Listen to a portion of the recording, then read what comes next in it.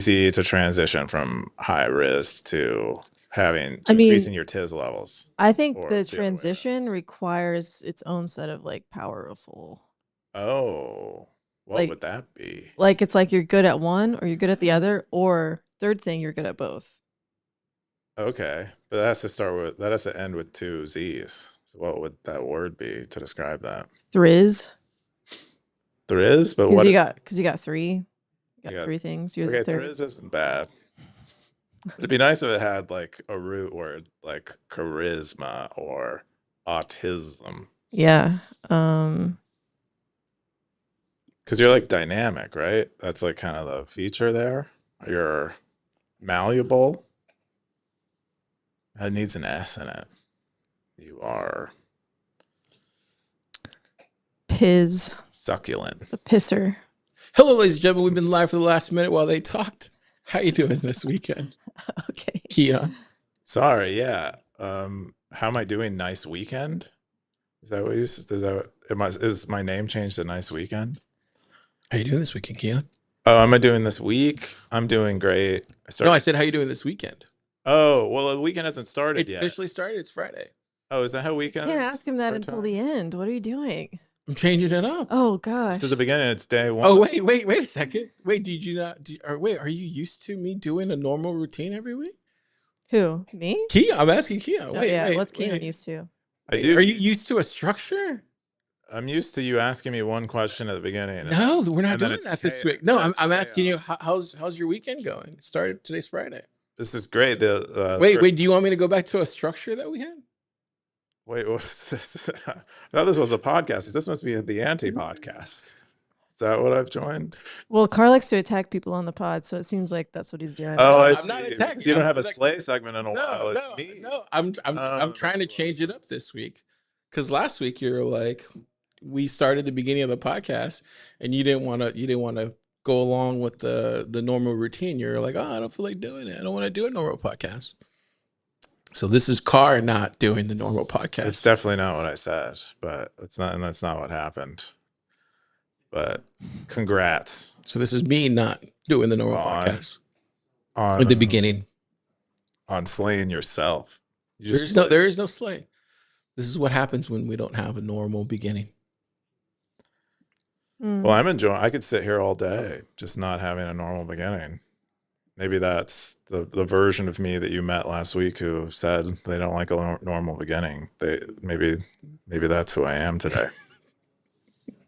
Just giving you a taste of your own medicine, Coob. How was your week? Tastes pretty good. How was your week? It was pretty good. I had a pretty good week. I did vinyasas, which I'm proud of myself. It's been so long.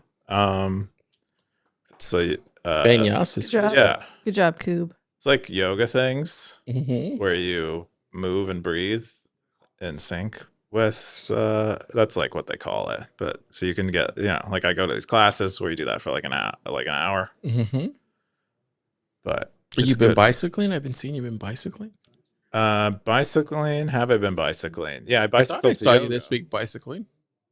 I bicycled to yoga. I did leave with my bike from the office, and now I store it.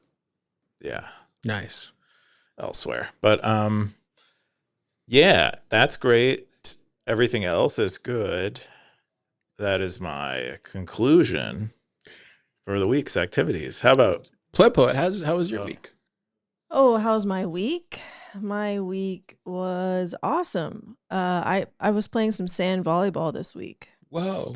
And I haven't done that in a long time. It was really fun. Oh, where? Yeah, where? Like on Lamar? Is that the only place I can No, think there's that like sand? a small park on the east side that I went to. Nice. And I'm going to go again tomorrow. Amazing. I played volleyball in school, and so found out it's kind of like riding a bike. You still can bump set spike, no problem. Cool. Dang. That's amazing. Awesome. Did you like not continue because you're not tall enough to compete with? I didn't continue because I was really scared and intimidated of being hit in the face. How many? Did you ever get hit in the face? Yeah. Ooh. How many? Not cool.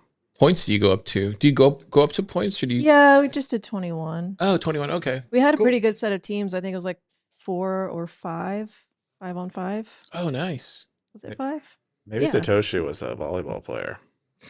Why do you say that? Got 21 points, 21. 21 coins. Well, it's like when you play ping pong, you play 21. Oh, maybe he played ping pong. He probably played ping pong. That sounds more like it. Yeah, especially if he's low res. That sounds good. If you've never seen this crazy show before, it's called Stacker News Live. Typically, we have a normal introduction, but this week we didn't. Next week we will, I promise. If you've never seen this crazy show, head over to YouTube. We have a Stacker News Live channel. Wumbo's been uploading all these older clips. He's calling them SNL throwback clips, and people have been liking them. I've been watching a couple of them. He had like the Federal Reserve one where they sued Bitcoin Magazine.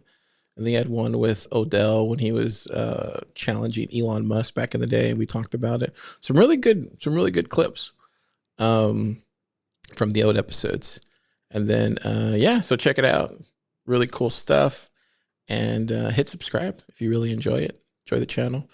We're gonna jump into the top 5 stories that are the top 5 stories of the week here on Stacker.news, the front page of Bitcoin. The number 5 top story is Wasabi Wallet version 2.7.0 was released.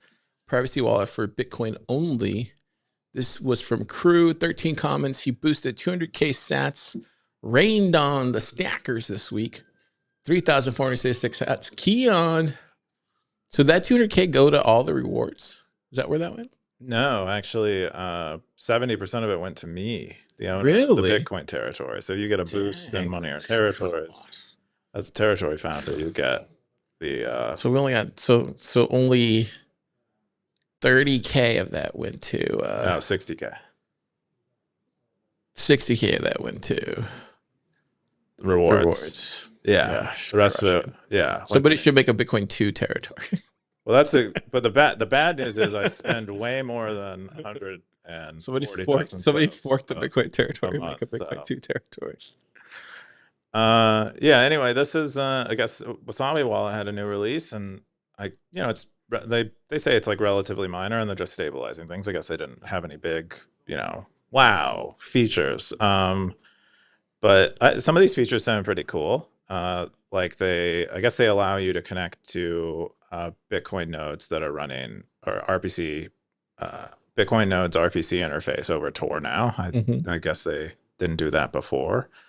Or maybe it was harder to do or something. The other thing they did was they made it easier to switch between different test networks. I was expecting to be able to see the post. Oh, sorry. Let me go back. Yeah, it's all I was going to the GitHub because that's usually where all the it's details cool. are at. Go for I it. should have had it up on my own screen. They did a bunch of UI stuff. I guess if you're running a Wasabi coordinator, you now have an Onion service when it starts. So you don't need to do any Tor setup yourself, which is a bonus for coordinators. I don't as far as I know, there's only a few coordinators right now. But maybe there are private coordinators that I'm just not aware of. Didn't Wasabi Wallet close down though? I thought they closed down the project. I think they stopped running their own. Weren't they like, I mean, this is me. I don't know anything, by the way. This is just Car talking at us. But so weren't they like, didn't they properly raise and all that kind of stuff? I don't know if they raised money. I don't know anything like that. I do know that they ran a coordinator in the past because a coordinator is a great way to make money. But it comes with certain like legal liabilities, legal risks. And so they ran their own coordinator and they had a website where they would kind of publish a blog and these release notes and stuff. I think I think they're still working on the software. I don't know if the team itself is, but I think they have maintainers on it and stuff. Or this is a fork of the original Wasabi, and this is like another website. But I believe around the time that Samurai got indicted, they like took down the website, took down their coordinator is my memory, but someone might want to look that up.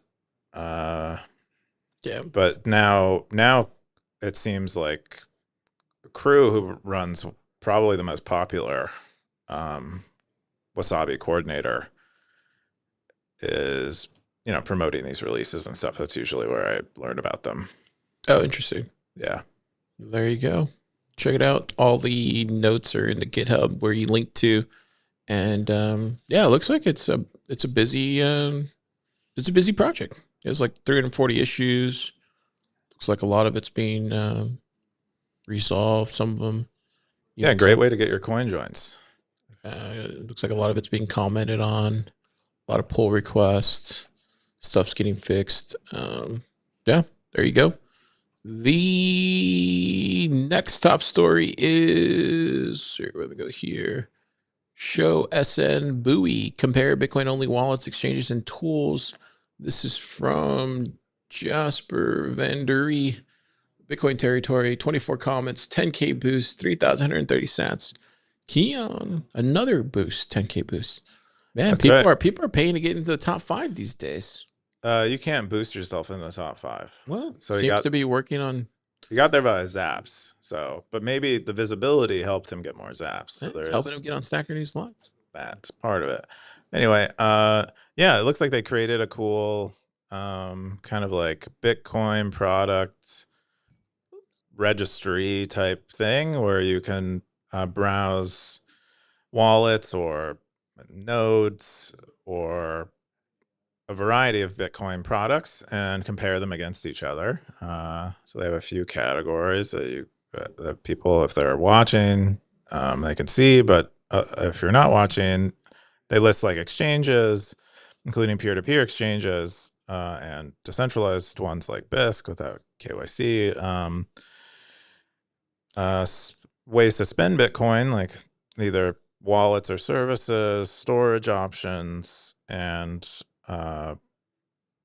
like node in a box type services and software, and then also products for merchants. It's not a complete list, but the tooling is pretty good. It actually does a great job of kind of presenting everything in a way I find not super overwhelming. Yeah, but it's a cool site. I think sites like this are really useful. People usually abandon them, which is always such a bummer. So you get someone who kind of gets 80% of the way there, and then they kind of lose their juice. But when I pull it up, it's definitely light mode, and I don't know how to make it dark mode like you're might be a system setting. It's probably sensitive to the system preferences of your operating system. Is it this button down here? Okay. Oh no, it's not. But these can be great businesses. Like if you run a very successful kind of registry like this, I don't know what you call it, like a catalog like this, you can get people to advertise. Like if I have maybe I'm in this buy Bitcoin category and I want to be at the front left of it, you know what I mean? Like I want to be all the way there, and I can maybe pay a couple thousand sats or something to move up. So, ooh, have you tried that compare function? Yeah. Compare function. Where do you see that? If you so go back down to where they are, and then if you choose 2 and click inside that little circle up at the top. Oh, okay. See. Let's go with Aqua. Oh. So you'll have to like do right on that circle. Yeah, I see what you're saying. So Aqua Rizz. And now you have the compare button. Oh, that's cool. Look at that. Yeah. That's really neat. Oh, wow. That's just, yeah, that's just good info. Yeah, I didn't even see that circle without in dark mode. Interesting. Cool. Yeah, but these are always fun. So I guess that got in the it's cool. It has the founders. It's like choose your founder. I definitely know what you're saying though. Like people, like I'm a bunch of these like type of sites like spin up all the time. Yeah. But I haven't seen one in a long time, and I definitely haven't seen one that looks as nice as this does. Yeah, this gives me confidence in maybe Bitcoin isn't like people haven't lost complete interest in Bitcoin. Yeah. Which is what it kind of feels like. Yep. Sometimes. True. Buoy looks good. Really cool stuff. Yeah, it would be interesting to see more stuff added. It's probably somewhat of a manual process. Oh, totally. Like you can tell this takes a lot of time, but it would be cool. I like the compare feature. That's really cool. But imagine him doing like multiple ones and multiple segments of the ecosystem. Could be very valuable. It could be sort of like well, maybe not entirely like a glass node, but it could be a similar type of service that could evolve into something like that. Interesting. Let's jump into the next top story. The next top story is Peter Todd has been busy spreading lies on Stacker News. This is Bitcoin Territory, August 31st from Omaha. 69 comments, 7,218 sats. Keyan, what's this? Yeah, so this is UMA HQ, I believe is how I'd probably say it. It's closely related to Omaha, probably a second, third cousin, as far as words go. There was, Peter Todd last week, I think we covered it. He wrote about, I think Luke made a statement about what data carrier size for the option, or the configuration option when you're running Bitcoin Core meant. And he said that Luke made a mistake when stating what it was for. And UMA HQ believes that Peter Todd was incorrect about his correction of Luke. And so that's what this post is about. They do, Peter Todd pointed out to a certain, I think, Bitcoin Core version 0.9, the release notes to that, which kind of supported his case and what he thought data carrier size was intended for. And UMA HQ points to more history, I guess, supporting their claims that Peter Todd is, they say, lying, but maybe missing other history. This debate has turned pretty political. So it's really, most Bitcoiners, I think, would agree that they don't want data, arbitrary data on chain, and that Bitcoin is for money. But they all disagree about what is a reasonable solution to the problem, or like how best to solve it. And so we just end up mostly bickering and kind of, talking about things like this, like what happened in the past. Do you know exactly what happened in the past? Do you know exactly what they were saying then and what they meant by what they were saying? If not, I score a point, and my side advances and your side advances less. And we're going to keep going until... I guess my bigger question is, Keyan. Yeah. Why didn't you know last week that he was spreading lies? I don't think he is spreading lies. Because we brought it up last week and we were talking about it. Because it was in the top 5. Was it in the top 5 last week? Yeah. It was in top 5 last week. Okay. And you didn't bring up any of that. I don't think that's what I'm saying. It's like, not his opinion.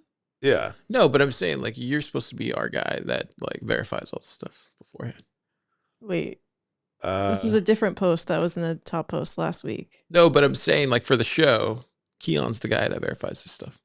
So he was supposed to call out Peter Todd for being No, I'm just saying, like, he was supposed to check the, like, fact check everything. And what are you talking? What fact are you talking about?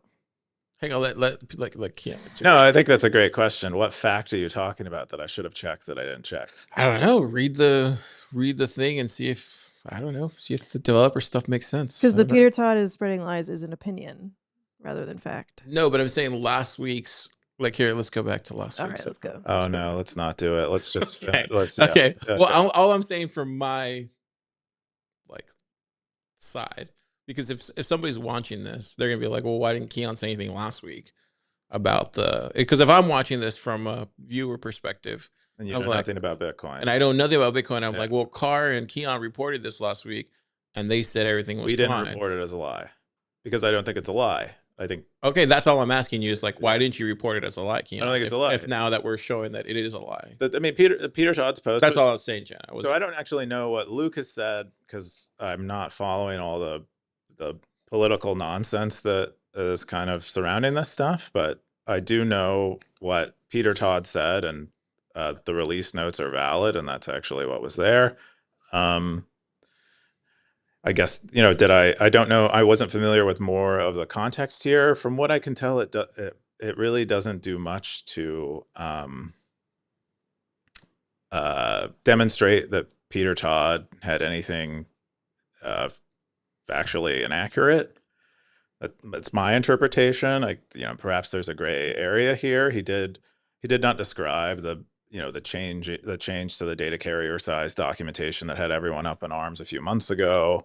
And that's, some UMA HQ spent some time in here doing that. I don't think that has anything to do with a specific thing that Peter Todd is talking about.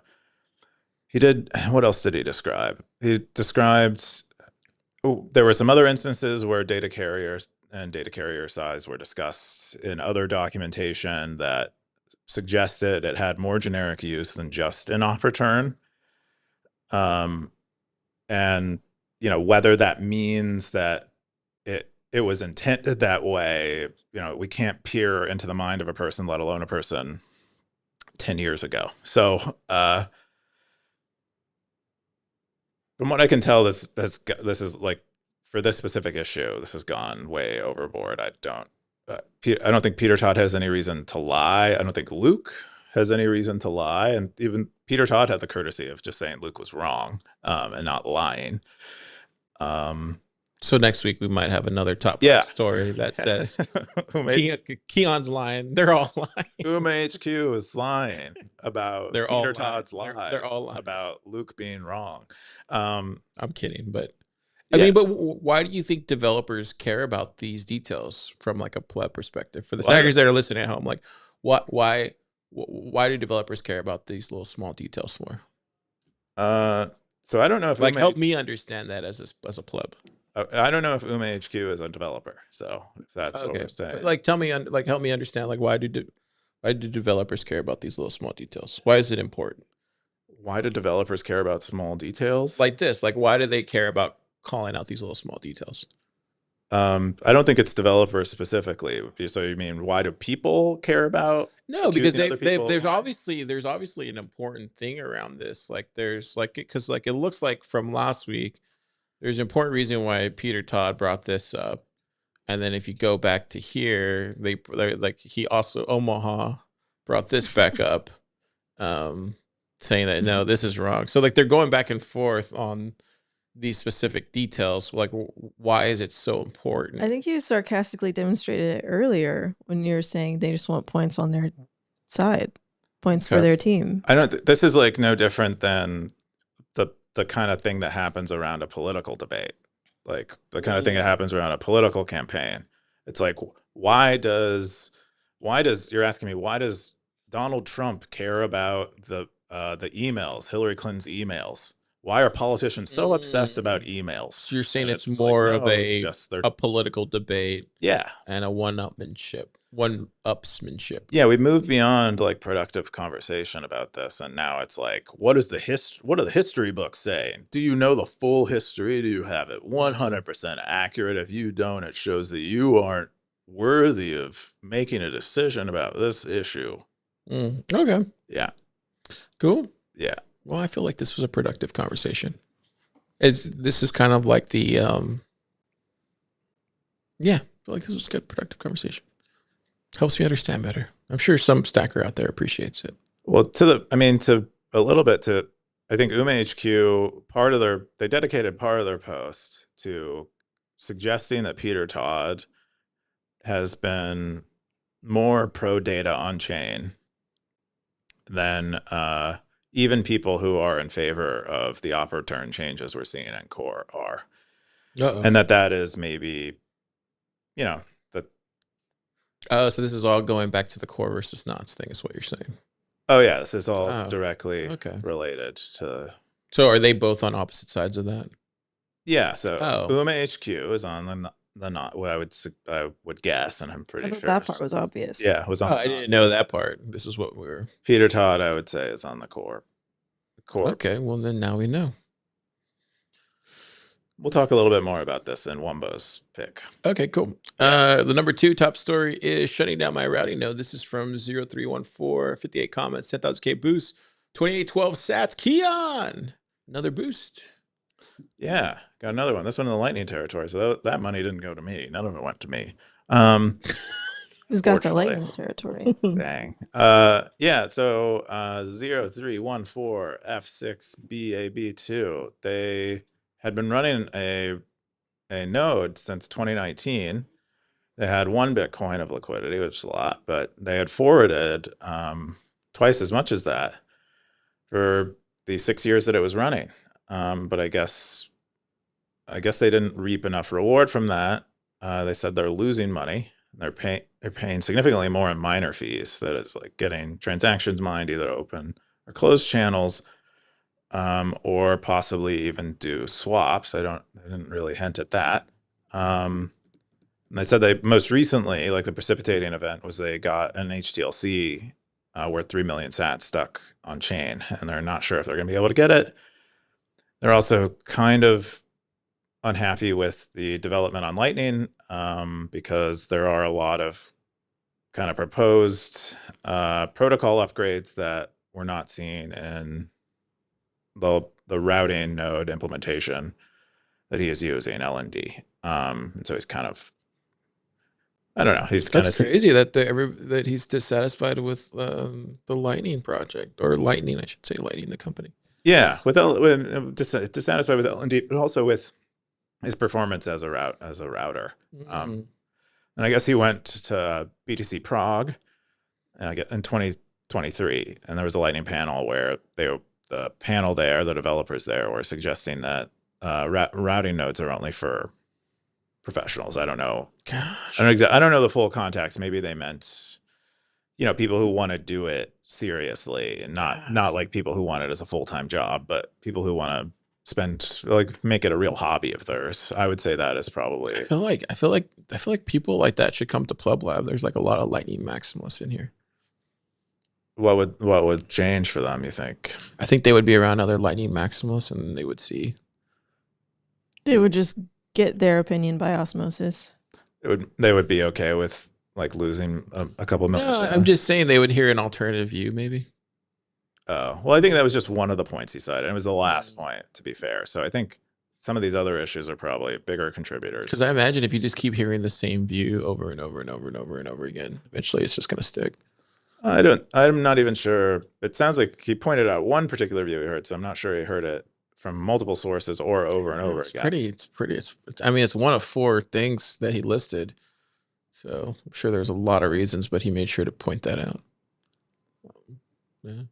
Okay. Well, yeah, so he's shutting it down, and RIP node, routing node, this dude's routing node, but he should still run a node.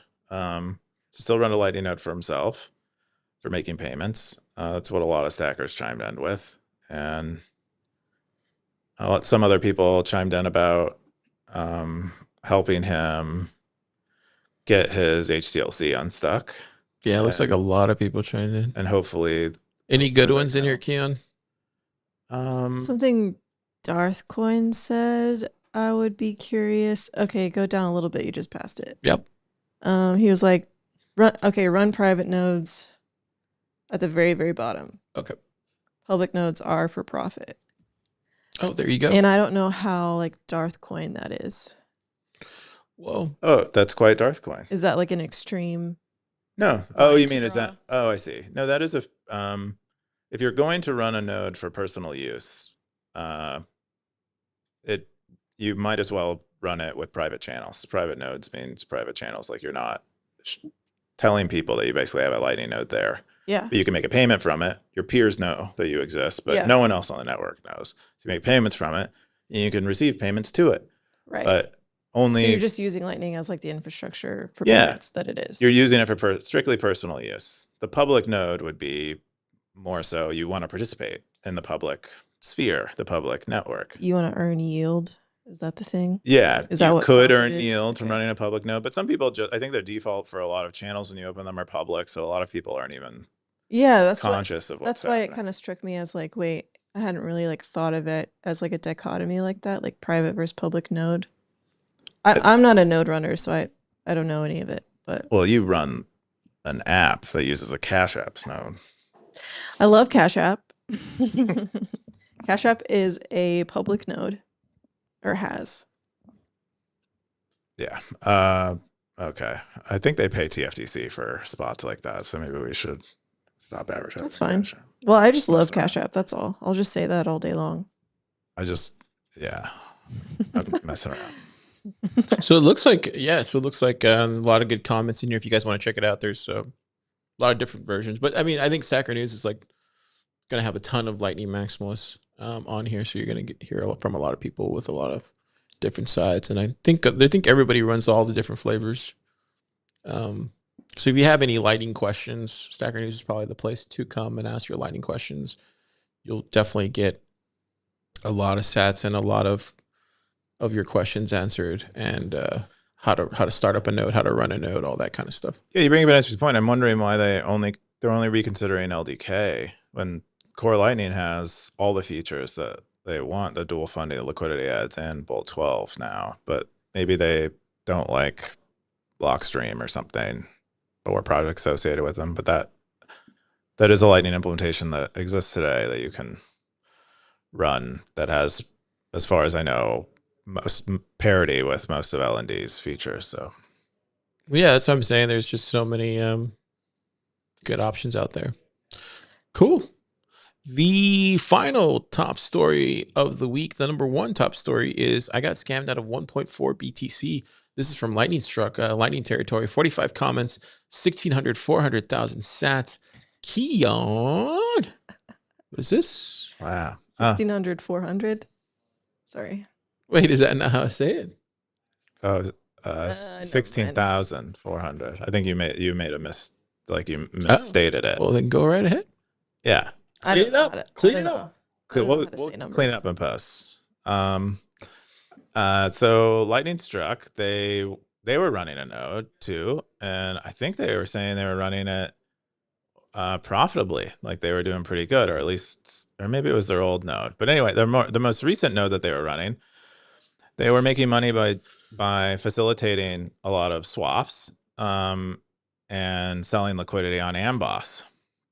I guess what happened was they ran into a bug when they were trying to do something on Amboss, and so they went into the Amboss Telegram group and reached out about help. Shortly after they did that, they got a DM from someone on Telegram named Jesse, who sent them a message claiming that they were Amboss's Jesse and were there to help. And then the other admins from the Telegram chat started DMing them and telling them that Jesse would help them. So they listened to the Jesse that was DMing them and eventually ended up putting their seed phrase to their backing their LND node into a website online that the Jesse they were chatting to told them to put it into. And then, I guess over the course of a few days, their LND wallet got drained of their LND hot wallet. The on-chain funds I think they had sitting, waiting to be deployed, perhaps got taken by these Telegram scammers. So the Jesse they were talking to in DMs was not actually Jesse Jestifer, one of the co-founders of Amboss. It was a scammer posing as Jesse. And then the other people that were DMing them, Anthony, AP would be Anthony, who's another founder of Telegram, was probably from the same scammer running another account. And they said throughout the entire process they were getting, kind of lots of yellow, orange flags, and quite a few of them were red flags, but they maybe weren't. For some reason, their alarm bells weren't going off. They just kind of kept proceeding and kind of, thinking they were talking to the real Jesse. They kind of really bought into it. But in total, they ended up losing 1.4 Bitcoin, and but they said they quickly realized once they saw that their wallet was empty that this was happening, and they very cautiously closed all the channels to the node, shut it down, and moved the funds as fast as possible before the scammers could move them to a wallet in their control. What else did he say in here? I think he said that in the past he had a node that he had also lost Bitcoin, not for a scam, but just because he had a hardware failure and didn't know enough to recover it. But he said that he is since he shut down this node, he's gone back and recovered that old node, and in recovering that old node, he discovered some Bitcoin that was locked up on that node. Gosh, man, what a lie. I said the silver lining to it all says, in doing research around LND and recovery, I thought of the old node that I had. Yeah, that sucks. What did everybody say? What's the top comment from Mega Dreamer? Yeah, Mega Dreamer says, so sorry for your loss. I hope there was a lifelong learning from this incident. Nothing good ever happens on Telegram. That's why I don't use it. That's why I'm not on it. I'm kind of afraid to open it. I haven't opened it in a long time. Yeah. I get a lot of DMs from people saying hi, hello. Well, Yeah. I remember when I first started using Telegram in 2020, 2021. And then once somebody impersonated me in 21, remember Keyan? When somebody, you don't remember that? Yeah. I don't think so. Yeah. Well, in 21, 22, somebody was impersonating me. And then once that happened to me, and then once I saw how it really affected my life, I never used it again. I was like, never going to use Telegram. And since then, I never used it. That's why I'm like a big proponent of not using Telegram. I would not get back on it. Yeah, because it's not worth it's not worth it. It's just not. And so whenever I see like, I mean, no, I'm not throwing any shade at anybody or any company or anything that uses Telegram, but whenever I see that, that's just a yellow flag for me every time. I'm just like, why would you use Telegram for your company's thing? Why not use something else? It's just there's other ways. Like there's a service support chat thing that you can buy. I think Zaprat uses service support for their thing. Like there's so many other ways of going about this. I think there are trade-offs here, and that's why a lot of these people use Telegram for customer support. And it's like, what makes it easy for scammers? It also what makes it easy for genuine customers to use. It's a very easy to use chat app that doesn't have many requirements for signing up, and a lot of people are already on it. It has a network effect. Yeah, but if you're running a service to your customers, though, and this is not me throwing shade or anybody who uses this. This is not. I'm just telling you from like a business perspective, because I used to work in like support for a website company, and so we ran a support chat thing, and so I remember we would have to go through the chat. We would get spammers in there too, but we were controlling the other side of that. So that's all I would say is like if you're taking your support seriously, you'd use a normal chat app. So. Okay. Yeah. Well, I think that's good advice. I think, having something a little more dedicated for. I mean, all those fintech companies use them. Yeah, maybe it's time to step up Bitcoin and time to step up. Yeah, it's time to step game. Up. Yeah. Yeah. It's just sad to see 1.4 BTC. Yeah, go to a scammer. Yeah. For a social engineering attack. Yeah. It was good of this person to share the story.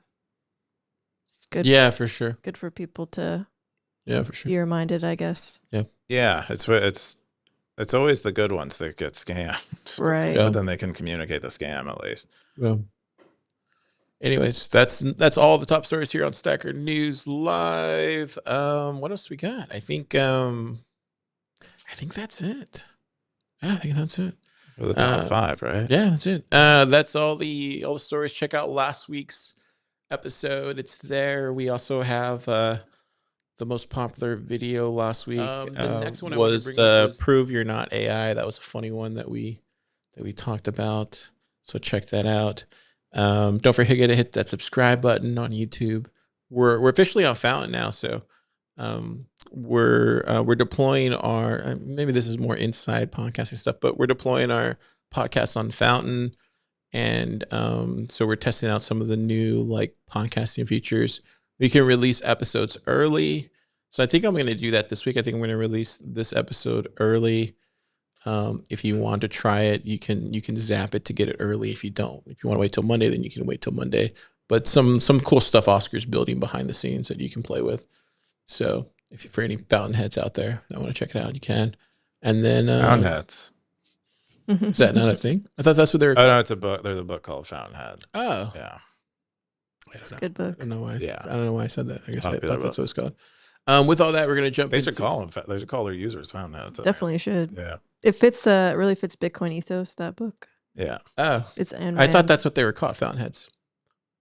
I think you just came up with that. I think it's yours. Really nice. You should, sell that to Oscar. Yeah, sell free that. subscription. Sell it back. Well, I'm happy to support Oscar. So, anyway, Stacker News Live is officially on Fountain's podcasting distribution thing. We're excited. We're excited to check it out. Can you imagine the merch? You could have like a hat that has a fountain on top and it's just like pouring water. I mean, dude, it's a really cool thing. I'm excited. I'm excited to use it. But yeah, if you want this pod early, definitely check it out. We're gonna jump into the AI Bitcoin stuff. So this week, Optimism released this on the 1st. He had all the, I guess it's the front page of AI Bitcoin. Is that what we're calling it now? I guess AI Bitcoin. What do you mean by that? I mean, like he gathers all the AI news and gives it a Bitcoin lens on it, and it's pretty fascinating. And so it was. I looked at this post. It's a lot. So this week yeah. he's talking about they're taking our jobs, or are they? And then he quotes this Keyan post, and he really gets into it. There was a couple of them I wanted to share. I did grab one of them I thought was fascinating. The Will Smith concert crowds. I don't know if you saw this, Keyan. I did see it. But apparently they're like, there was these real, because I don't know if you heard about Will Smith, but Will Smith got kind of banned from Hollywood because of the slap that was heard across the world. He slapped Chris Rock and then won an Oscar. Anyways, long story short, he then, got banned from Hollywood, and now he's having to go back to music. And so now he's doing concerts and stuff to make a living. But they're saying that he was using like AI. Some Will shade. Yeah, he's having to use AI to like show some of these things that they're not actually real crowds out there. Do you see the AI stuff? Yeah, you can see where there are weird inconsistencies with it. But they're saying that they were saying that he's actually really is there. Like there actually really are crowds there. He's not like faking his attendance. Like, people really do like Will Smith music. And there are people there, but he's just like optimizing the what do you call it? The density? Yeah. What is the music? Like Big Willie style. That was a big album back in the 90s. I think it's like hip hop. Okay. Like kind of poppy. Yeah, it's like poppy hip hop. Getting jiggy with it. Right. Getting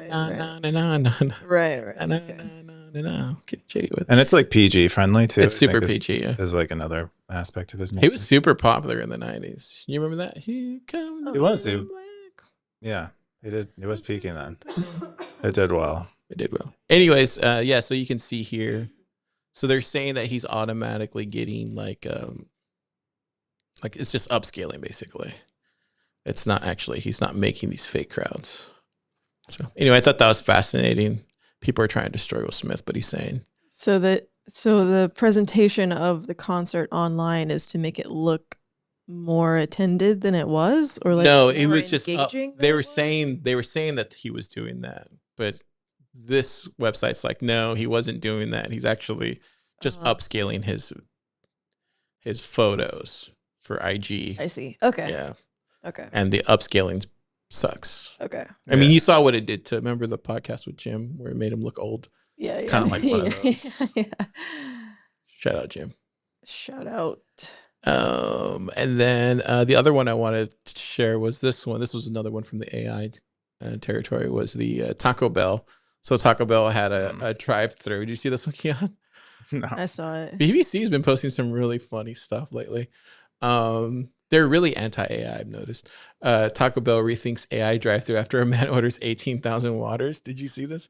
So this was funny. Basically, the guy went in there and ordered 18,000 waters, and then did the AI deliver it to him? The AI got stuck basically, and they obviously couldn't do it. Did he pay for them? No. But what I'm saying is like it shows like where the tech is just not ready yet. So that's why they only have the in-person. You have to actually go inside and like order through these AI stuff, but you can't actually go through. They're not ready for the drive-through yet. Okay. Do they need to be ready for the drive-through ever? I don't know. Do you think the person in the drive-through cares? Isn't that sort of like an AI? Isn't this just like another step down the slope of like most convenient way to do something. So you're saying the guy that takes your order at Taco Bell drive-thru is like an NPC? No, the guy who goes through the drive-through doesn't give a crap about whether it's an AI or not. Well, he gives a crap about getting the food that he ordered. But if he wants it cheap and fast, and so if this makes it cheaper and faster, that's probably better than a human doing it, right? No. Okay.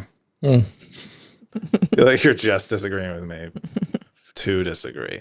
So I thought it was funny because there was like some good comments here. This guy was like, "Give me 18,000 waters, 18,000 soft tacos, 18,000 cheese tortillas." I love that. 117. That guy's Netflix show. He goes, "Sir, this is Wendy's." Anyway, the Staggers had a good time with this one. I thought that was funny.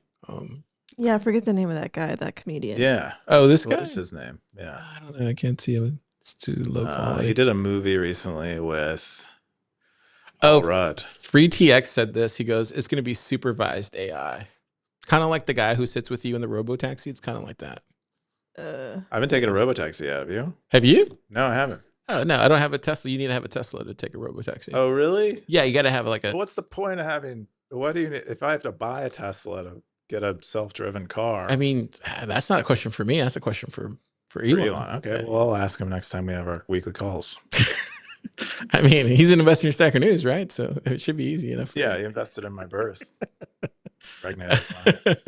That's all the AI Bitcoin this week. Thanks to Optimism for doing a great Got a job. lot of kids. He's your dad? Yeah, I mean, I call him daddy. Like similar, right? He's a South African daddy. The next one is a new segment we're calling Wumbo's Picks. Wow. Oh no. That's how I'm doing the segment. Wumbo's Picks. Oh wow, you've been practicing that. I can tell. That's the segment. It's op return saga explained in 2 minutes. Go.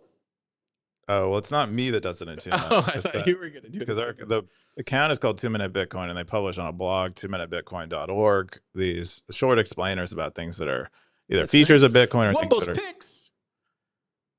And during the segment, I get interrupted repeatedly by the Wumbo's Picks, the like title of the segment, and that's what really makes it differentiates it from all of our other segments. Oh wow, this is great! Look what he picked though. 2 Minute Bitcoin. Okay, go for it, Keyan. I'm gonna shut up. Yeah, this is a great website. If you want to learn something quick about Bitcoin, this is a great place to go for it. But this week's specific topic is about op return, and this relates to a lot of the knots and core drama right now. The majority of the drama revolves around op return limits and core relaxing relay policy around op return limits. So 2 Minute Bitcoin goes in and describes it here. Basically what we have in Bitcoin Core right now, the version of the Bitcoin Core implementation, the Bitcoin implementation, Bitcoin protocol implementation that most people run, called Bitcoin Core. Right now its defaults say that you can only have one op return per transaction, one op return out per transaction, and it can only have data in it of 80 bytes in length. That is the default. You can reconfigure your node to make that smaller or larger, or turn it off entirely. But most people leave the defaults, and so yeah. So and to describe more of what the problem is and why people have an issue with this changing, or I'm getting distracted because it's kind of loud in here, but Wumbo's Picks. Well, there you go. That's actually when that's Wumbo's Picks. That's actually when that's needed. I need like headphones that Wumbo's Picks have a mute on them. I'll just keep doing that. I've got breaking news. If it just totally Wait, no, we can't do it during Wumbo's Picks. Okay. All right, go for it. All right. Wow. Wumbo's really in for a real picker this week. Go for it, Cam. Power through. Okay. Well, you said max size 100 bytes. Go. No, max size. Currently, the default max size right now is 80 bytes. Okay. Proposed changes in core will take op return size up to 100,000 bytes. That'll be the maximum size allowed. in relay policy, not in consensus. Consensus already allows arbitrary op return sizes and an arbitrary number of op returns per transaction. This is simply relay policy, but basically before transactions get in a block, what will you send to other Bitcoin nodes that will then eventually make it to miners? That's all that these policy changes relate to. So in Bitcoin Core version 30, these defaults will change and they will be deprecated, making them in some future release unable to be configured. And so this is the position of Core that most people know now, and Knott's position is that we should do more of this type of data filtering, that we should never expand the op return limit, and that we should do more data filtering in general. This post gets into it a little better than I'm going to be able to describe, but I think there are. I think it's of interest to everyone because there are good reasons to actually remove these limits, and there are bad reasons to remove these limits, or things that could potentially go wrong by removing the limits. Specifically, I think this is just FUD, the CP scare. I think it's primarily FUD. I think anytime it comes up, it's kind of like calling someone a racist or Hitler. It's kind of an attempt to escalate the argument beyond like reasonable discourse. Because currently this can happen on Bitcoin as is. Relay policy does not affect whether this is possible to get into blocks or not. So this relay policy does not affect whether consensus will allow large op returns or not. It's just how easily it can get to a miner is most of what it affects. So I think there's some mischaracterization going on as it relates to these. And I'm sorry, Wumbo, I think you wanted us to go even more fundamental than this and talk about what a mempool is, what standardist rules are. But hopefully you can give us some feedback on how we did this week, and I can amend my approach going forward. Yeah, because it can get pretty dark really, really fast. I kind of want to stay away from that, but just there's other people out there that really want to get into that debate.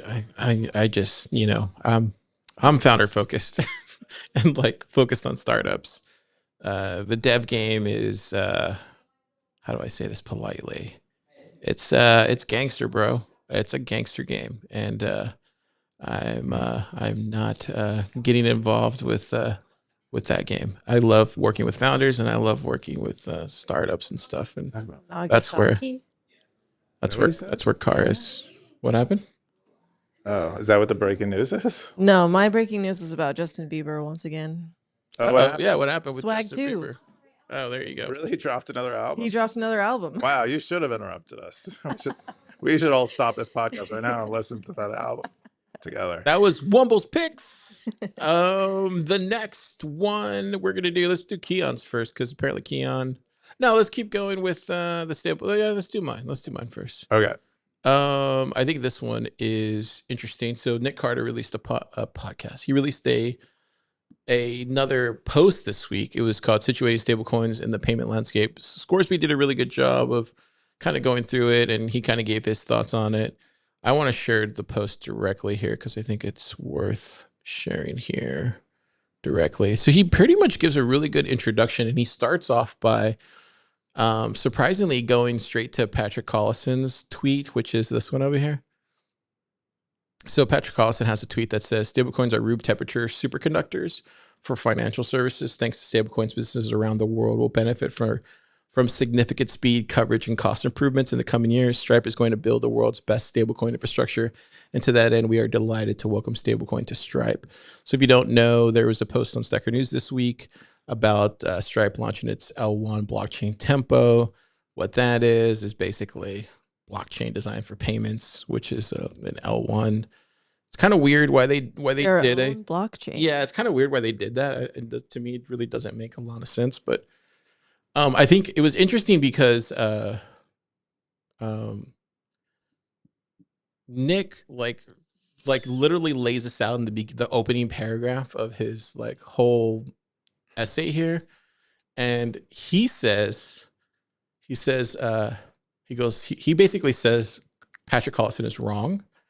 They're not room temperature superconductors for finance. He said room temperature superconductors are theoretical. People don't have great intuitions about them. Stable coins exist and work great today. They are more akin to Starlink for finance. So he's basically saying that what Patrick is saying is like theoretical. It sounds very like really cool and esoteric, but in reality, stablecoins already exist today.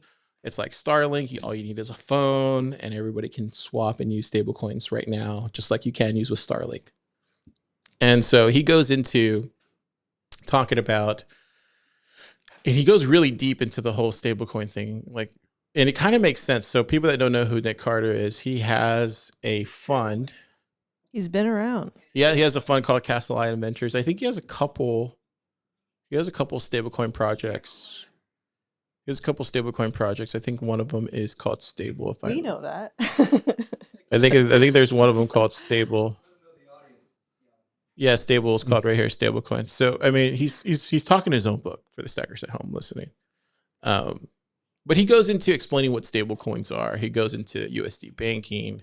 He really goes really deep into explaining like the representation of what fiat currency is. He talks about the stablecoin, how it's a bearer asset. It's like cash, like when you can actually have it in your wallet. He goes even further in explaining that he does talk about how it's like a push payment. It's not like a pull payment compared to like ACH. He goes into the OFAC stuff, how it can be blocked. He does a pretty good job of explaining everything. I think the most interesting thing is here. Let me see if I can find it, because it does make sense here.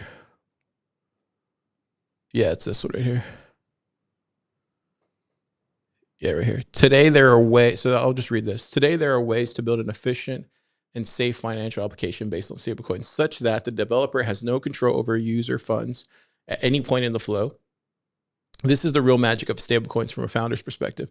This reduces the fixed cost of building a neobank or a fintech style network from possibly hundreds of millions if you're getting a bank charter, or tens of millions if you're getting money transmitter licenses, or simply the engineering costs, possibly under $1 million. As you might imagine, this order of magnitude reduction in fixed costs is causing an explosion of products in the space. So he's basically saying like this kind of stable coin everywhere, this kind of the way he's explaining it, saying it's like the Starlink of payments, is saying that this is going to cause a massive explosion of like technological growth for these different apps. They're going to be able to integrate that. The funny thing about all this whole article is he does bring up Bitcoin multiple times, and he talks about it. And he does talk about the like interoperability and the programmability of stablecoins. And he talks about this future right here about how it's going to be able to work with like smart contracts and all this kind of stuff.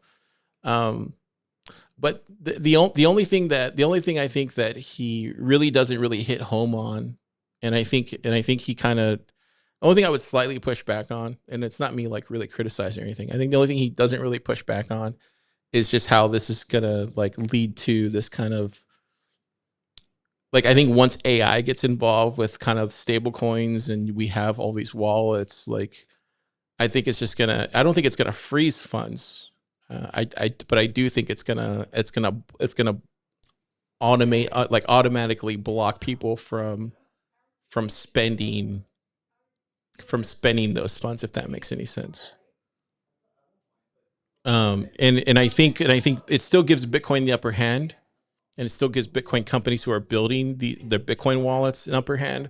But I do think stablecoins, from basically what he says, definitely gives them the advantage right now and into the next 5-7 years for sure. Because it does seem like there's this kind of stablecoin rollout that's happening, and it is inevitable. And he even talks about how the old kind of system that was in place, the Swift system and the Fed now, and like how that's going away, and this new kind of stablecoin system is happening, and it's basically here. and there's no kind of turning back from it. And that's kind of the gist. And he even goes into like the visual payments history of everything. The guy knows a lot about.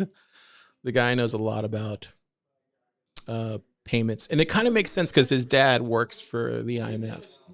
Kind of makes sense. One question I have going back to what Stripe just announced. Yeah. Does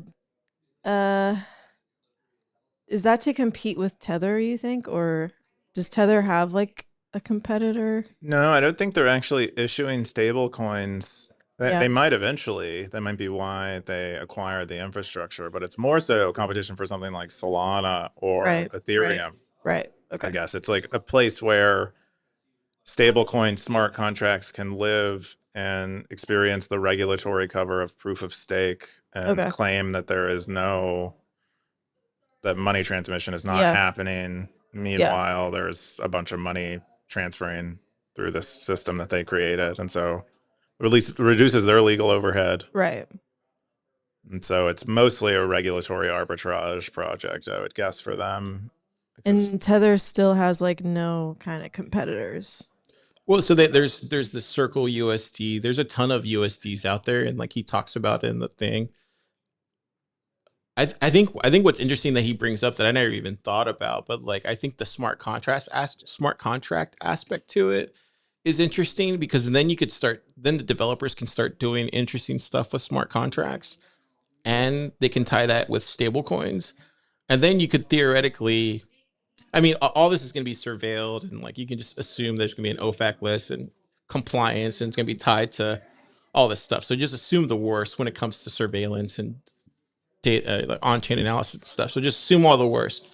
But once you get past that, you can kind of see a thing where there could be like all sorts of interesting smart contract stuff attached to these stable coins on an app that would allow people to do really degenerate stuff, but also really interesting stuff in a sophisticated sort of way. Sure, because then you could probably get to a point to where somebody could get a mortgage, or I'm just thinking off the top of my head, somebody could probably get a mortgage or something by also looping in their community or something. Say like, hey, Jana's trying to buy a house. Do you want to contribute to allowing her to do that by opting in your Bitcoin or something?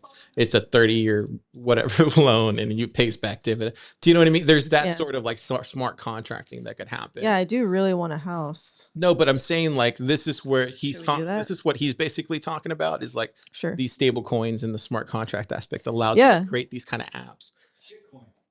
Yeah. Yes, but this is kind of what he's saying is like, this opens up that sort of paradigm shift, and this is where it's like an interesting from a VC perspective, which he is. He's explaining that's the interesting aspect to it all. Yeah, but from a Bitcoiner's perspective, like myself, like it doesn't actually make a Bitcoiner flinch at all, because we still hold the higher ground of self-sovereignty, and we have first rights to we actually have the Bitcoin in our hands, the property. So it's a really good piece. I thought it was really good. People are gonna be like, oh, why are you talking about this? But no, I mean, I think it's fascinating to read. I haven't paid attention to like anything Nick Carter said for a while, but he does explain things really well, and I did appreciate he gets a lot of things in my early days. And I think Scoresby, like I would go back here because Sporsy corrects him on a lot of the stuff. Oh. Yeah, he corrects him on. Okay. Yeah, all those things. Yeah, Scoresby is like the better Nick Carter. No, he just corrects him all the little things. Anyway. Yeah. Yeah, it does seem to be a hot area right now. I think it is stable coins. Yeah, it seems. I mean, I think the Genius Act stuff, the federal government stuff, the Trump administration kind of unleashed a stablecoin bubble. It'll be interesting to see how it plays out. I think the only the nice lining, what do they call that? The silver lining. The silver lining to this for Bitcoiners, I think, is that this might get people a little more comfortable with digital bearer assets. And so if stablecoins do benefit from all of this investment and they do get a lot of usage and people get used to storing money on their phone with a private key, it's not as hard to get them to leap to Bitcoin. And so that's like, of the silver linings, there's that. I'm not sure. I don't really believe in there being a whole lot of things you can do with the financial engineering and smart contracts that are going to be much better than you can get at a traditional bank. Maybe if you're unbanked, it has some appeal, but I just don't. I just think this is mostly an attempt of rich people who don't currently run banks to become the new bank runners. Like I don't That's a fair assessment. Yeah, I think it's mostly like banks are good business. It's hard to do a bank. It's hard to, banks have network effects. How do I compete with banks? Well, I'll support this new technology that's very bank-like and he does. Has a regulatory. It's interesting that you bring that up. He does bring up he does talk about the old way of doing things, and let me see if I can find it. Where is it at?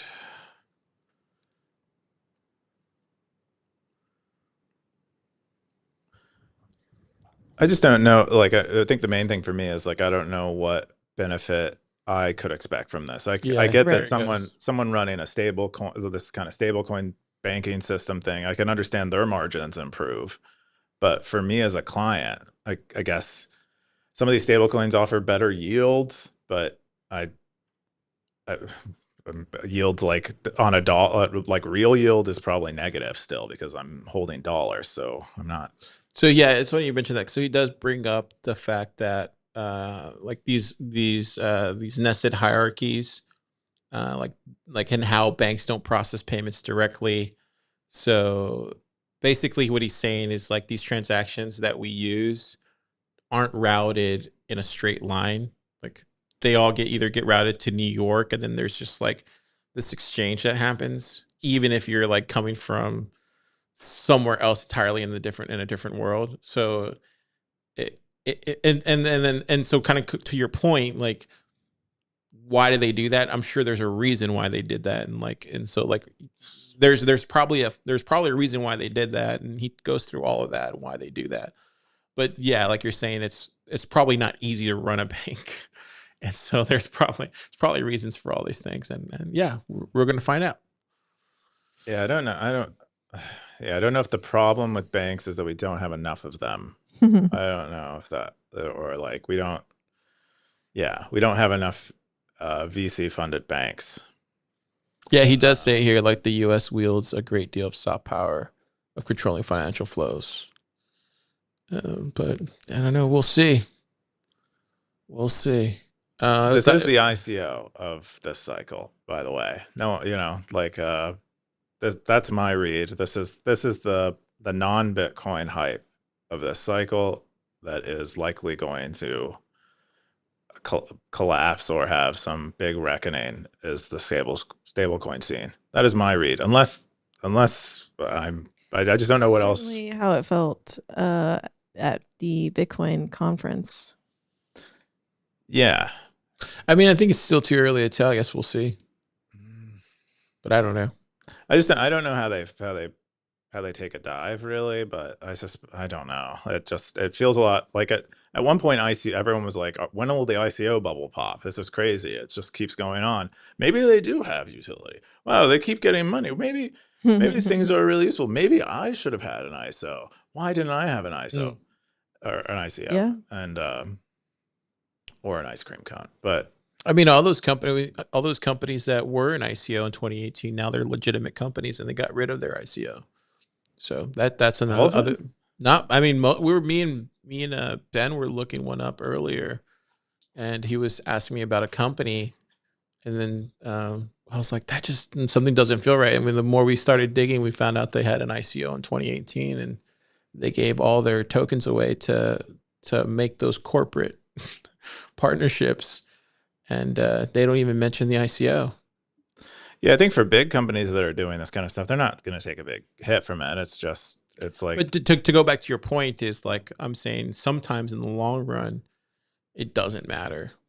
Not for a big company, but I think for a young startup that's banking on stable coins. I don't know, but maybe this is, maybe this is a new banking paradigm we're in. I mean, we are like, the future does seem to be getting shittier financially. So maybe this is just the next rung on the ladder up to shit heaven.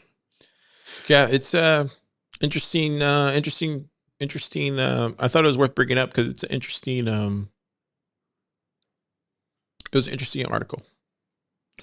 Anyways, the next one we're gonna read is this one. Yeah, let's talk about this one.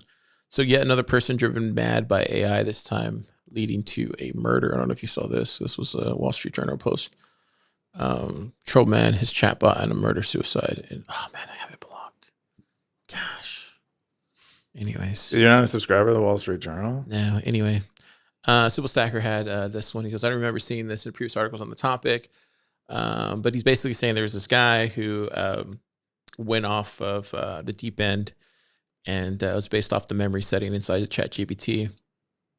And basically, ChatGPT told him to awesome people. Keyan, what do you think? Is it ChatGPT's fault? Is it his own delusions? I don't know. It's kind of, it's like ChatGPT doesn't kill people, people kill people type of thing. I think, I think I made a point in another thread. This is like maybe the 10th story we've had on this that's got quite a bit of discussion going. But my main view on this is that there are some people who are very close to the border, or on the border between sanity and insanity. And I think ChatGPT can easily take them across the border. Yeah. That's kind of, if you're like looking for confirmation of a delusion, you're very suggestible. Yeah. Yeah. You will. It's like a vulnerable kind of place. Optimism says something good. I wonder what it is exactly that might lead someone. He said, if I brainwash someone to murder someone else, am I in violation of any law? If you what? If you brainwash someone to murder someone else, am I in violation of any law? There you go. What about that, Keyan? That's what you call a cult leader, right? But the cult leaders don't necessarily like tell people to execute people. I mean, yeah, they tell them to execute themselves. I guess, I guess Free TX said that'd be accessory to a crime, I think. Yeah, I guess you could prove that they brainwashed them, but that'd probably be really hard to prove. Yeah. Anyways, yeah, I think in that sense, I would say like every movie or every like piece of entertainment is kind of doing that. Yeah, and I think that's kind of my point. Like if you're in a position where you're looking for confirmation of a delusion, you can find that anywhere. Yeah, but maybe not in a place that's like super interactive and has a human like. I also think too, like you couldn't find a human maybe that can provide that for you, but you can the next best thing you. So yeah.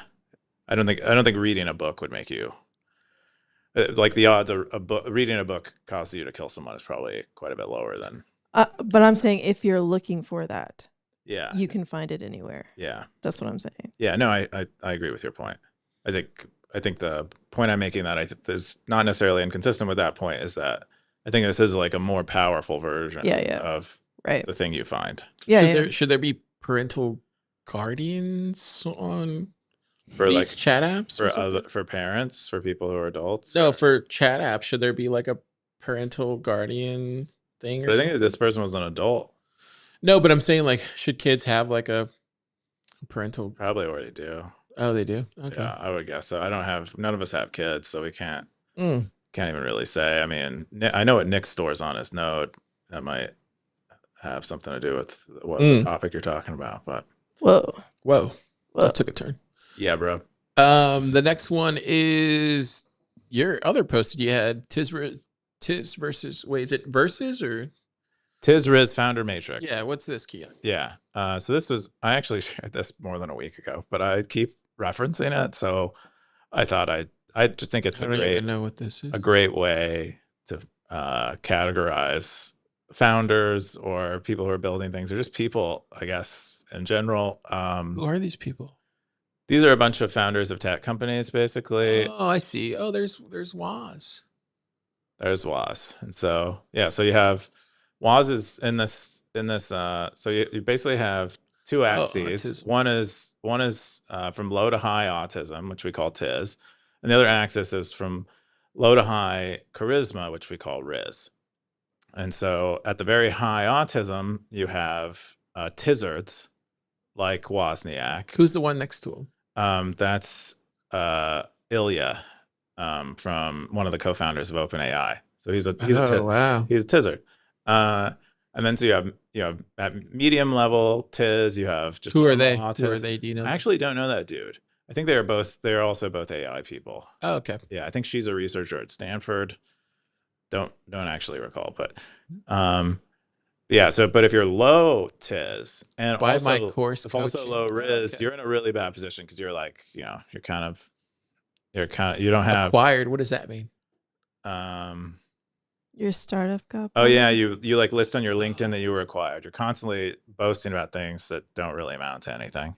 Wow. Like you're basically a scammer, but like an ineffective one. Gotcha. It's kind of low. And then Yeah. if you're on the high Rizz, which Yeah. is charisma, If you're high Rizz, you're like Elizabeth Holmes or Chamath or the WeWork guy. is Chamath high charisma? Yeah. Oh wow. Yeah, I mean that might be wrong. Maybe he's not high charisma, but I mean, I think that he fits. work at like Google or no? He worked at Facebook, early right? Facebook. Early, Chamath is the only person that I knew besides like. Didn't he like Todd really one. contribute to Facebook though? based on his own account, yes, he was significant in their like growth efforts. But does that make him a grifter though?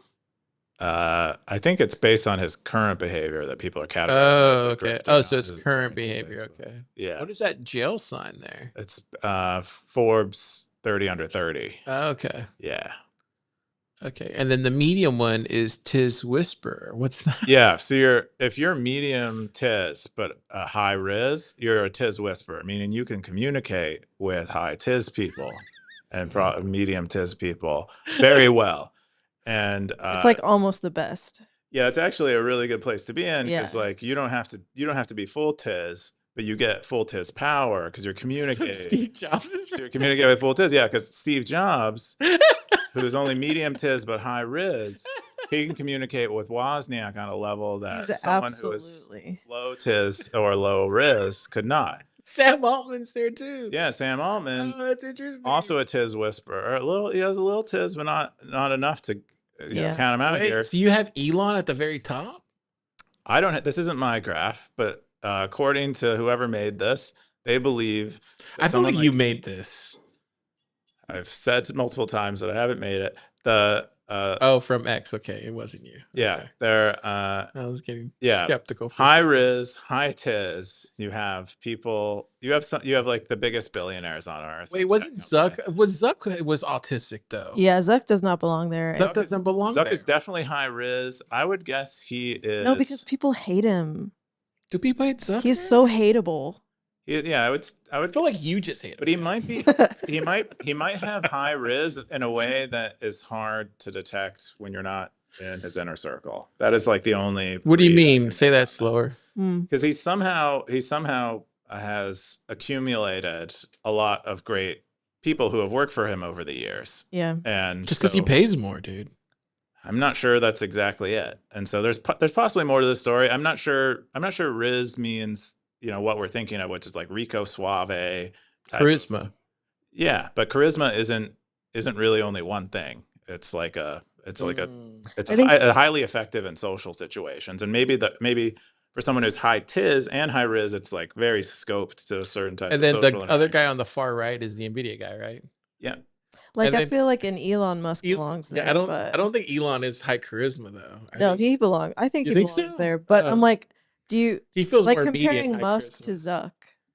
I don't know if they're. they have different. I bet they have different kinds of Rizz, and I bet Musk Rizz shows up on X or his tweets or whatever, and his sense of humor. And I would guess Zuck shows up probably in his like negotiations. What's main character? What's that? Okay. I'm so confused. Your medium Tizz, medium Rizz. What's main So you have enough Tizz to kind of be effective. You have enough Rizz to kind of make progress That's on your funny. effectiveness, and you maybe have That's hilarious. What's the Yamper? you view yourself as important. The Yapper is Yeah, someone who mostly talks. They're kind of they can't build anything because they don't have enough Tizz to really make anything. Gosh. Yeah, this is cool. You know, the more we talked about it, the more I see it's Yeah, it could, good. it could There's cover, your comment, it's Zucker's in the it's a wrong nice spot. framework for discussing. No one commented, but Jen. Yeah, I just commented that like Where do you? So we have to know earlier where you today. guys are. I'm not even on this thing. You're not. No, I don't consider myself part of these people. You don't have Tizz or Rizz. No, I don't think so. Not at all. Oh, 0. Okay. No, So you you're definitely- 0. you No, definitely I'm have like the Rizz I'm part. just car. Your Car. whole like community, like No, your whole I'm not community on thing, this. I'm that's like Rizz. low, far bottom, low. I'm like right here where the no amount listed. That's where I'm at. I'm here at the bottom. Okay. What about you, Jana? Yeah. Car doesn't want to play the game. No, I just don't think I have either. I'm not autistic, No difference to me. and I have no charisma. I think I might be like main character. Okay. Yeah, I buy that. Thanks. Mead. Yeah. Main character? You I think think so? you might be like autist. I might be a full Tizzer. No, I don't You think might you're. be I don't think you're main character. You Can might I? be Can I? Tizard. Can I place you? Okay, sure, yeah. I think you're more. I actually think you're more Tizzard. Me? Oh wait. No, okay. I'm looking at it from the wrong Autistic? side. I don't No, think no, I'm hang on. autistic. I think you're more. I think you're more cracked. Yeah, no, what no. would cracked be? That's which like is the high- one that's that high controls? Tizz, Which is the though. one that controls Tism? Oh, no, you want to be a Tizz whisperer. So I'd be low if I don't have. I'm low. So Yes, I would say you're cracked because no wait. Which is the one that controls high? When you control Chris? When you control I'm confused. Okay, you're saying she's I'm saying she controls autism. okay. She's good with dealing. She's a Tizz whisperer. She's a Tizz whisperer. Okay, so Yeah. she's high Rizz, medium Tizz. I could be. No, you know what? slightly around No, you know what? there. She's main character. Actually, she is main character. I could be between main character and. She's Tizz between whisperer. main character and Tizz whisperer. Yeah. That's where she's at. Yeah, she did marry someone who's She's pretty probably high in Tizz, she's so. probably right here between. She's between the. but also she's pretty high in the- Rizz. But She's also pretty high in Rizz. Yeah, you guys might both be main characters. You might. she's Yeah. she's definitely between main character and Tizz whisperer. Austin's that's- got more Rizz than I've got for sure. But he's Could also be got true. more Tizz. Wait, are than we I've rating got. Austin now too? Sorta. Yeah. Or should he come out here and rate himself? No, we're just if she's a Tizz whisperer, she might have whispered I think she's between Tizz whisperer and her main Tizz character. to Yeah, I've seen you with the deafs. You can definitely whisper. All right. All right, Thank you. all right, Cool. go for it, Go. Keyan. Where are you at? I think I'm probably He's like, I'm God. I'm probably like no, I'm probably like high. Stay humble, Keyan. probably Stay high humble. now. Tizz. People are. This is being recorded. I'm probably Stay humble. I'm probably medium to high Tizz. medium to high Tizz. And I'm probably on average, I would say low Rizz. No, I would throw you high Tizz, and I would. Okay, so your charisma is very low. That's what I'm saying. I'm a Tizzer, dude. You're, Mm. here, At come my- here. Chris at doesn't best- understand. at best. Okay. He's between. No. So. I agree. Nick says we should move on, and I. Now this is great stuff. This is good. This is gonna bring in the views. So you're between Tizzard and crack, Keyan. Okay, yeah, I buy it. Because the more people get to know you, they realize, oh, he's actually really kind of like Waz. Actually, the more people get to know you, Well, then like, that's just Tizzard. oh, you're right then. Yeah. Fudge. That's I just think you've Tizzard. got some Rizz, Keon. Yeah, he's like Waz. Rizz require if I can apply my Tizz to Rizz. Actually, you know, but what? it have to be full time. I have to be full time Yeah, Rizz. Otherwise, I cannot Actually- do any Rizz. Actually, he's exactly like Waz. You know Waz? Oh, I'm exactly. Yeah, I have. Yeah, he's exactly like Waz. Yeah, you know him. No, but I'm saying he's the exact same personality type as Waz. Like really, really, really smart. But unless you got to know him, you wouldn't know that.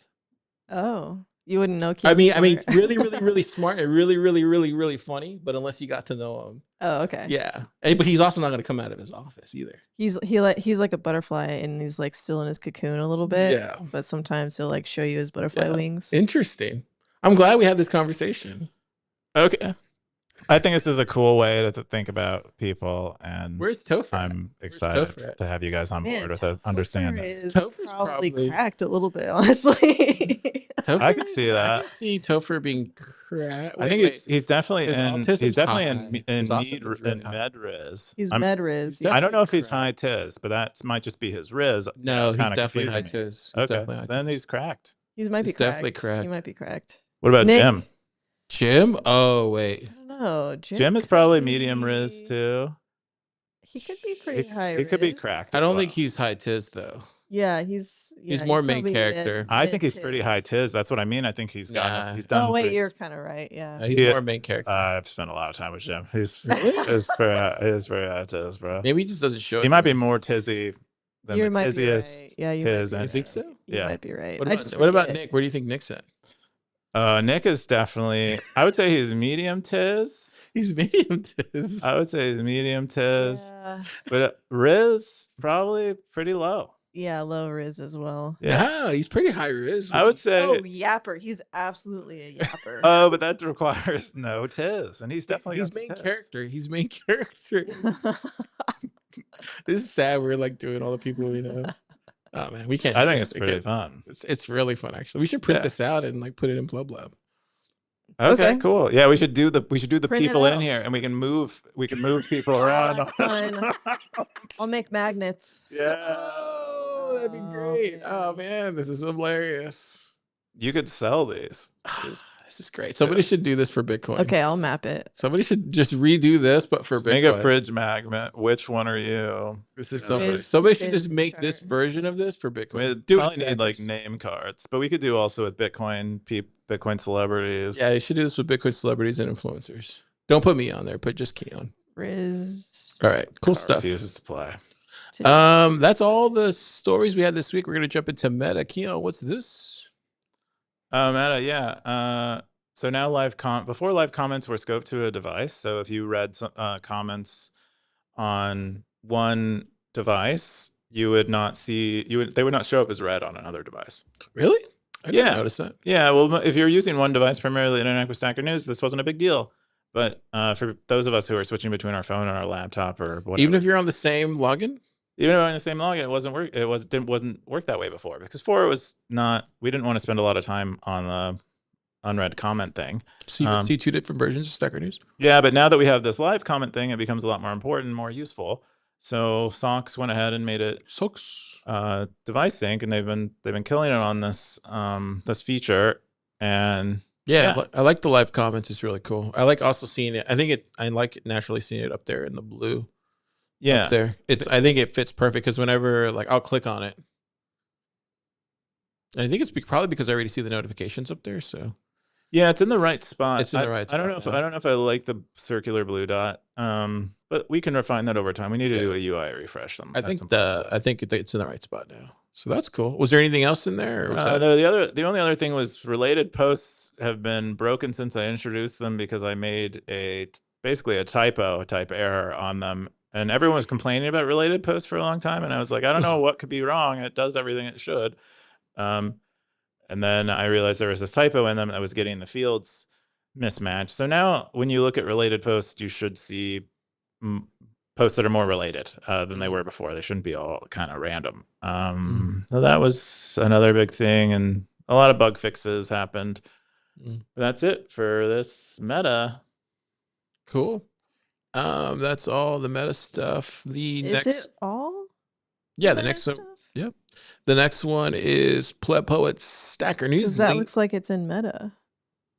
No, this is separate. A separate spot. All right. Next one is PlebPoet's Fresh Stacker News Zine. We got freshly squeezed. It's lemon. yellow. Okay, we're gonna look. I'm gonna. Do you want to swap spaces with Keyan, or do you want to just move over, Keyan? Yeah, go for it. Here it is. And this is really fun. Scoot closer, yeah, so that everybody can see. Go for it. There you go. Perfect. Okay, Keyan, you can still talk. Oh, Maybe. not really. Okay, so I just made a zine this week, but it looks a little different than it has in the past, and that's because we can just do things. And I have included the top posts, and I have included something really fun that I think we're gonna do a little bit of right now, if you guys would like. This issue has a crossword puzzle. Whoa, a crossword puzzle. That I made. And so I'm going to give you a few of the clues that I made up and see if you can think of the word that I was thinking of. Because I realized that actually is a pretty difficult skill. Yeah, it might be hard mode. So is that okay with you? Sure, I'm a pretty smart guy. Why Why do you laugh? Why do you laugh? Okay, and a lot of these words have to do with, I mean, they come from the stories and the zine, or just like Stacker News in general. Wow. So it's like, yeah, I know this stuff. So if I said, if it's something served with raw fish. Sushi. Oh, something served with raw fish. Served alongside raw fish. Oh, soy sauce. And it has 1, 2, 3, 4, 5, 6 letters. Ginger. Wasabi. There you go. Boom. It's wasabi. If I said this word strikes. Match. And it has 1, 2, 3, 4, 5, 6, 7, 8, 9 letters. Oh, keystone. Nope. Oh. What's that thing that's like flint? No, not flint. Haystack. Nope. Stone. This word strikes. Lightning? Yeah, lightning. Oh, boom. There you go. If I was gonna call you the lowly ungovernable. Oh, misfit. In 4 letters. Misfit. Pleb. It's pleb. Oh, okay, that one wasn't that hard. We don't want to solve the whole thing, do we, on the podcast? Sure. No, not the whole thing. Just one more. Okay. If I wanted you to, no, 2 more. Sorry. If I said the truth is often stranger. Then fiction. Yep, that one was easy. Okay. Yep. And then if I said the state of being free from being observed. Surveillance. Oh, sovereign or state of being free. 7 letters. Private? It's a derivative of that word. Privacy. There it is. Privacy. Boom. There you go. So that's just a little bit of a snippet of the fun you can have. This is really cool. When you get your own Stacker News zine. Show them the zine again. Yeah, it's yellow now. It's all yellow. It's really cool. So that was really fun. And it's just kind of, I felt like my issues were kind of looking a little gay after a little bit. So this is an attempt to rein that in. And I think it worked out. The classifieds. Tell us a bit about the classifieds and how they work. Yeah. So another feature I introduced for the next issue, I'm selling the back page of the zine to you if you would like to buy a piece of it. And so how will that work? Promote whatever you want to promote. You'll have to find the Zaprite link that's here in this post where you'll fill out a form telling me what you want your message to say. It's going to be limited to about 300 characters, which is like, can it be an image or 70, 80 words? And yeah, if you want to send an image, cool. You can email me the image, or somebody sent me the link in the note of the image too. So also I'll say for next issue, there's already been 4 of 8 spots. Already? Already. When did you post this? Just today. 6 hours ago? And how many have been sold? 4. There's only 4 spots left, Stackers. So there's only 4 spots left. Get it. But yeah, this is how many are they selling for right now? 1,000 sats. Wow. And it's just like another place, like if you're using I feel like Boog's gonna buy all 4 spots. Just another place to advertise or promote your what you're working on. Or I know Plunda wants to buy some or spots. just say something fun. That's what I was hoping to get. Yeah, say something. I feel fun. like Justin for brave men. I feel like Justin Shocknet's gonna buy a spot and talk about Shock Wallet or something. And that's basically I feel like what I feel like? I feel like you could do so much stuff in this spot. So much. Dang, you're allowed to buy 2 at a time if you'd like, and you get more space that way. Can you buy a full year's? No. Not yet. No, they're too cheap. They're too cheap to do a full year right now. They're introductory priced right now, so it's a promotional offer, one time only. We don't know what this is turning into a full-fledged business. I think this is an experiment at the moment. Yeah, so, but it's a pretty good experiment. It's We'll selling see. more than the zine itself. You already sold 4. The classifieds. No, I didn't sell more. We're still making more money. No, but I'm saying the zine is selling for 3,000, but you already sold 4. You're turning into the Rupert Murdoch of Stacker News. That's Jen. right. Rupert Bitcoin. Yeah. Dang. Turns out Stacker News was a whole thing just to release a zine. Stacker News was the friends we made along the way. It really was about the zine the whole time. Dang, did you tell your investors you're pivoting to the zine? I once told them I was going to start selling houseplants. I like that. But literally everything just moves to the zine. That'd be hilarious. Good job, Jenna. Thank you. Thank you very much. Thank you. That's funny. Now it goes wild. That was amazing. Cool, man. What if that actually does take off and then it just becomes its own full-fledged printing business? And it's That'd be neat. that'd be really neat, right? Like, Yeah. turns out like that's a whole separate business unit and it makes its own full-fledged cash flow and Yeah, I don't know. or sat flow, I guess, and it's like a full thing. I don't know of any No one else is doing that, right? yeah, I don't know if there's any regular publication for another. I mean, it kind of fits with the times. Forum. I mean, everybody else is kind of going digital, and like the one thing that's not digital would make sense. Cool, really cool stuff. Oh, you can also subscribe. Oh, where at? Subscribe. There's a Zapprite link in here for subscribing for the month of September, which means you'll get 4 zines. And they'll be sent to you once a week. That's cool. 4 zines for the price of The price of a little more than 3. yeah, you get to save a bit. Less than 4. Yeah, you get to save a bit. 4 zines for Oh. less than 4 for 10,000 sats. Whatever happened to the other zine that was doing stuff? Did they just stop doing their zine? What other zine? Wasn't there like a zine for like 2 weeks or something? I don't know. I don't know what zine you're talking about. There are some zines that are like limited to a topic, and they only release them when there's like some topic they want to cover, and they're more like educational zines. Wasn't there one that was released and then you guys? Yeah, I don't have anything to say about it. I don't know what you want me to say. I just thought, I remember you like taught you like game on, and then like nothing ever happened to them after that. Oh, the other Stacker News zine. Yeah, I guess they never. I don't know. I guess you won, Jenna. Anyway, that's everything. Get the classifieds. There's like 4 left. Cool. That's all the stuff we got. We didn't have any fountain boosts this week. No YouTube comments. And I think that's everything. Keyan. Oh wait, let's jump into the top Cowboys, baby. Top Cowboys for the week. Everybody's unmasked. Hello. Siggy 47. We got Cube, Undisciplined, Blockchain Boo, Gray Ruby. Howdy, Gray Ruby.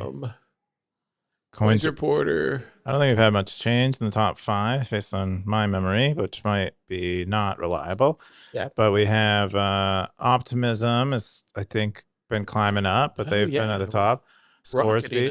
Aardvark there too. Scoresby super consistent. Aardvark is 117. Aardvark is the Time Magazine 2006 Time Magazine Person of the Year. I think it's good to mention that we officially have somebody who's in Time Magazine.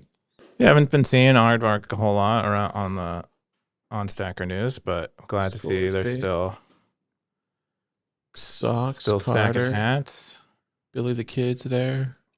Real Bitcoin Doggy. I think Socks has a nice streak going. Did the Real Bitcoin Dog win the contest? Did they announce the contest yet? It's going to be Sunday. Oh, Sunday. Okay. Not Sunday. Who won that? Oh, we don't. It's going to be announced Sunday. Okay.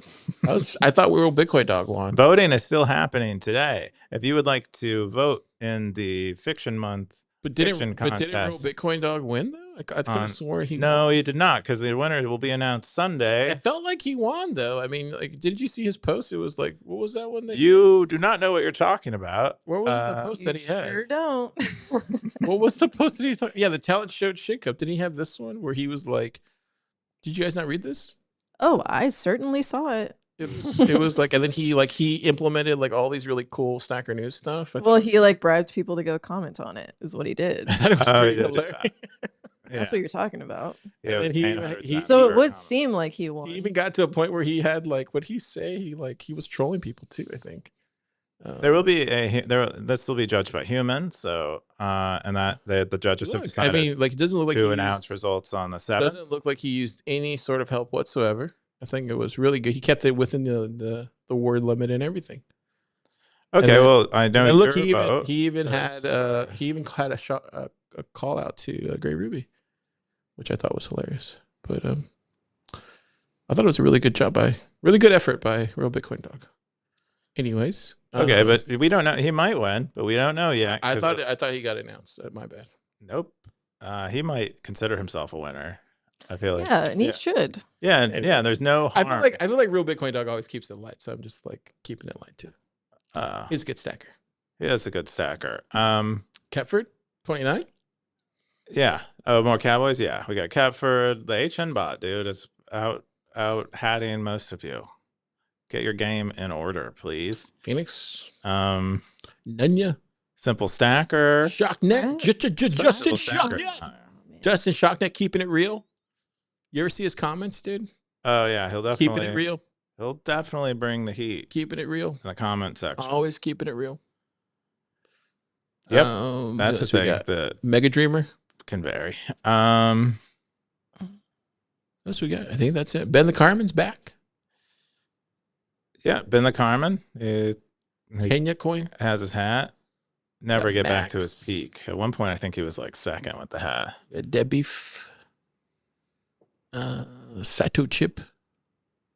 Yeah, pretty much rounding out. Yeah, that's everybody.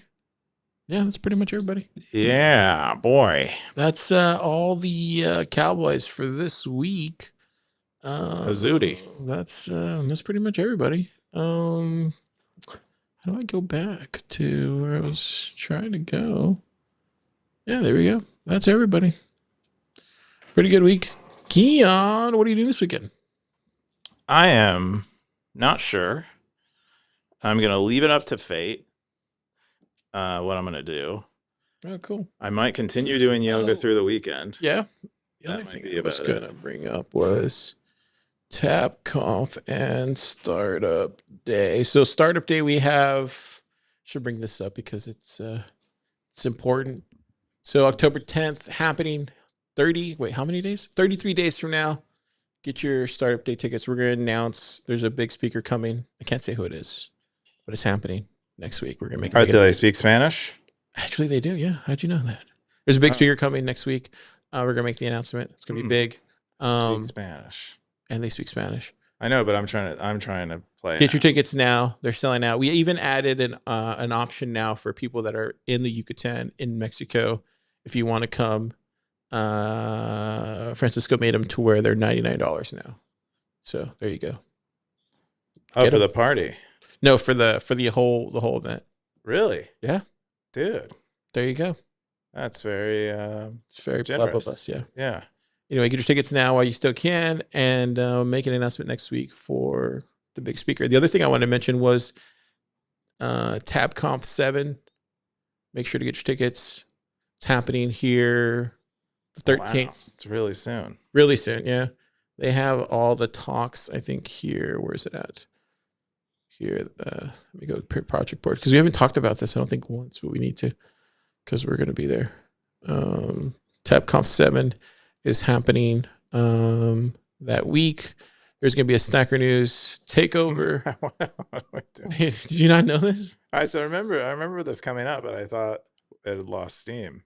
No, it didn't. It's just happening. There's going to be a Stacker News takeover. Keyan's going to be there. I'm going to be there. Stacker Sports, I don't know if they know they're going to be there, but they're going to be there.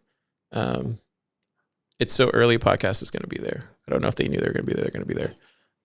And we're going to do a Stacker News table of all these live podcasts.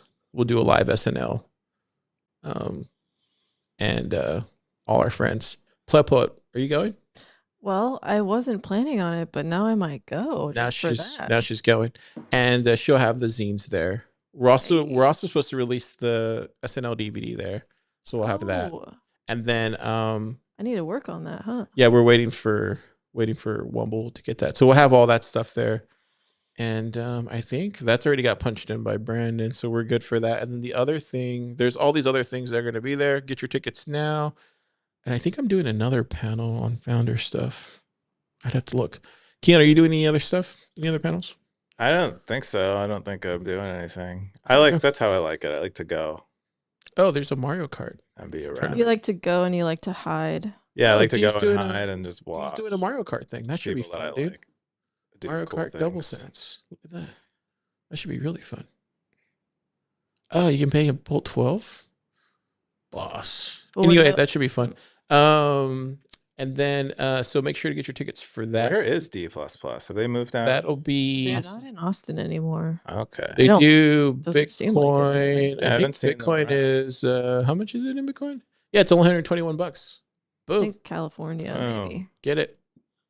Tickets. Get your tickets. Fiat. I think it's the same price. Is it the same price? Yeah, Yeah, same price too. What hotel? Is it the same hotel? I think it's the same. Yeah, it's going to be at the same in the Georgia Tech hotel. Georgia Tech Hotel. That's new. Oh no, you're at the Garden. Yeah, but there's some pretty close by hotels, and then there's a lot of Airbnbs and stuff like that.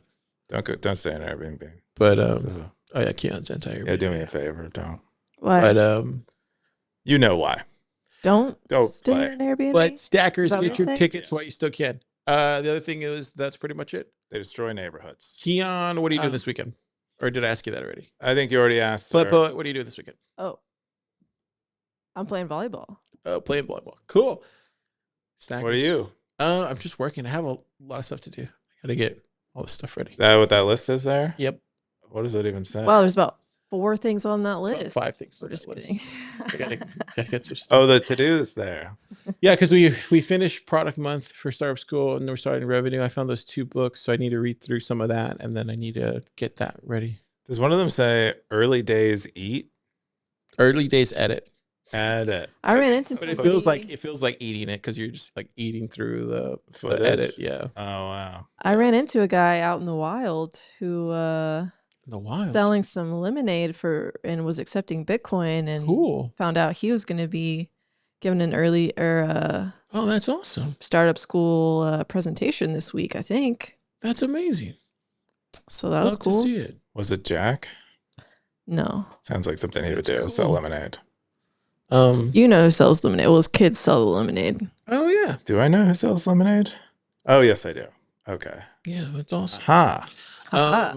Cool. Yeah, I think that's everything. Oh, the other thing I should bring up is I didn't even bring this up. We have one more thing. Do you think this is a question I have for both of you? Do you think the Amish would use eCash?